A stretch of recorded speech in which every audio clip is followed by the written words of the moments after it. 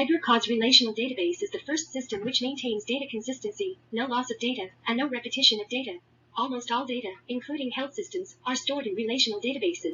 However, relational databases work very clumsily and extremely slow because of complexity of the foreign key relationship and multiple joins.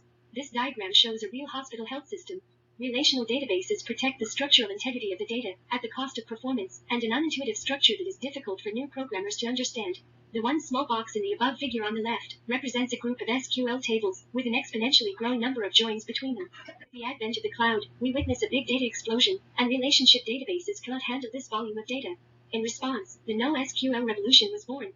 There are many new ways to handle big data, such as key-value databases, but this cannot query the value content.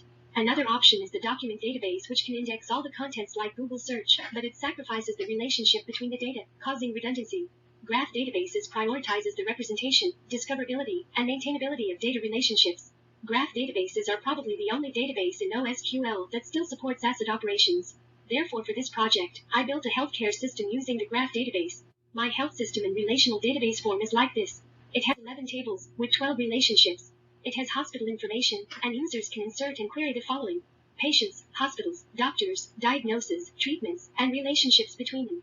The implementation of this system using a relational database is quite complex. Now let me introduce the graph database, which uses nodes and edges to represent data, and builds on graph theory from mathematics.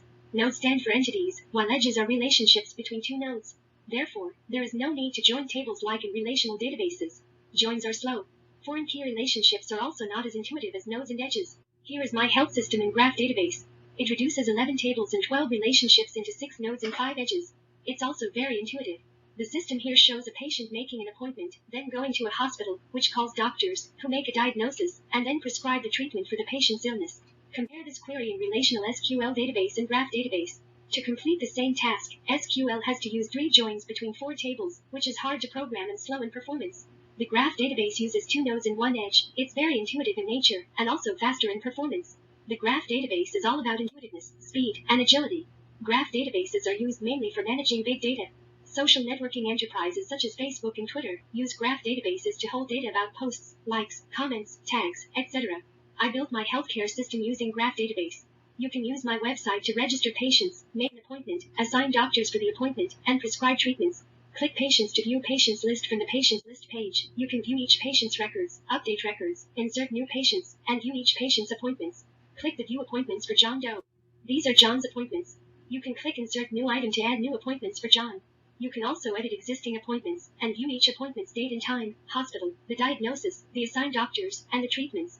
Click the Detailed View for John Doe First Headache. This is the detailed view for John's first appointment. We can see who are the doctors for the appointment, and what are the diagnoses and treatments. Please notice that I have inserted 2 medications on purpose. Antibiotics and remdesivir. We all know antibiotics is for fever treatment, but remdesivir has no use here, and stroke has no treatment yet. These are bad prescriptions I made on purpose. Click Homepage, then click Check Treatments. Our health system is also a good machine learning system. It can detect any discrepancies in the treatments based on knowledge-based data.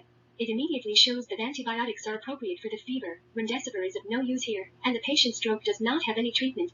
Big data is much more helpful for collecting data to improve our system automatically. Go back to the appointment page for John's first visit, and click Edit at the bottom. On this page, uncheck remdesivir, and check Clotbuster.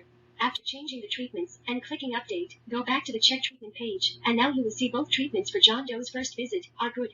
My health system is useful for patients, doctors, and hospital administrators who want to harness the power of new